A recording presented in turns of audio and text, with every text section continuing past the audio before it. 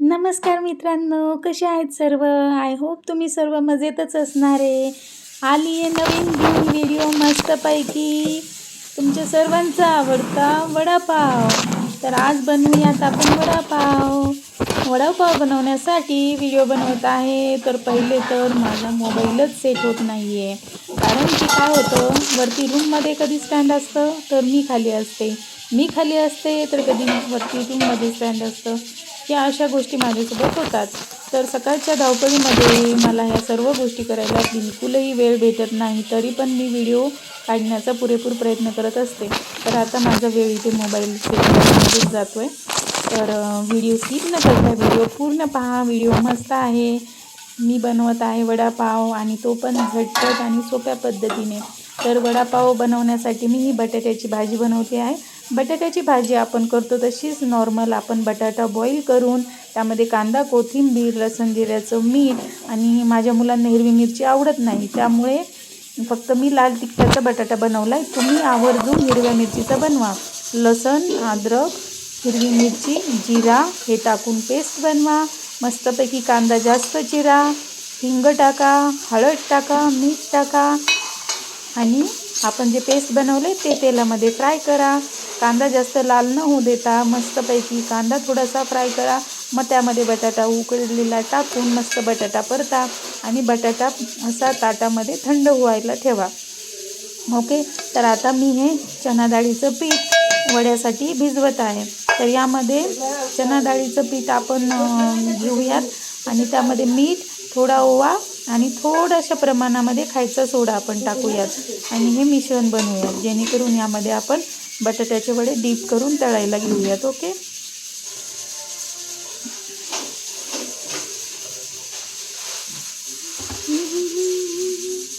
ही माझी बहीण आणि मोठी जाऊबाई पण आहे.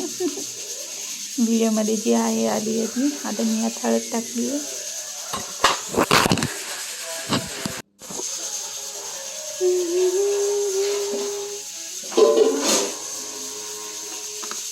तर वडापाव म्हटलं की कोणाला आवडत नाही असं नाहीच आहे.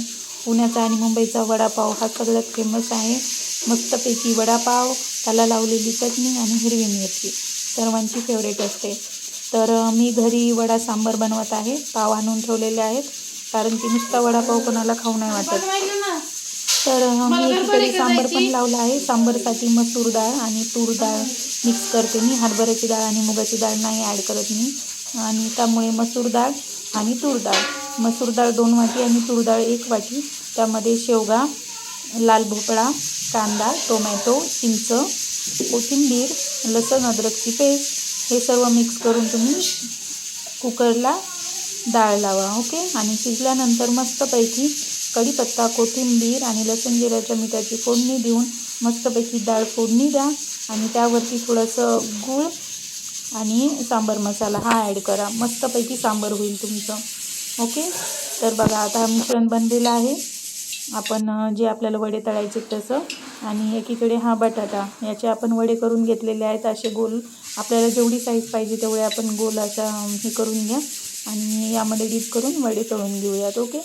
चला बघा, किती मस्त असे वडे झालेले आहेत. आणि सोबत आपल्याला चटणी बनवायची आहे क्रिस्पी, त्यामुळं हे असं टाकलेलं आहे. हे असं तुमचे वडे करताना असं बाजूला साईडला झालं तर याची मस्तपैकी चटणी बनवा. यामध्ये लाल तिखट, मीठ टाकून खूप सुंदर चटणी होते पावाला लावून खायला. इकडे आपलं सांबार पण तयार झालेलं आहे. सांबार किती मस्त झाले बघा. तर आता आपण समृद्धीच्या पप्पांना नाश्ता देऊयात. समृद्धीच्या पप्पांना नाश्ता दिलेला आहे. लगेच आपण करूयात सँडविच, कारण की सँडविच बनवायला ब्रेड तसेच होते. मग ब्रेड मी ज्या दिवशी आणले त्याच्या दुसऱ्या दिवशी यूज नाही करत, कारण मला ते जास्त दिवस ठेवलेले ब्रेड नाही खाऊ वाटत. मग म्हटलं लगेच सँडविच पण बनवावं. सँडविचसाठी ब्रेड, मेयोनीज, सॉस, आणि हा चीज सॉस आहे.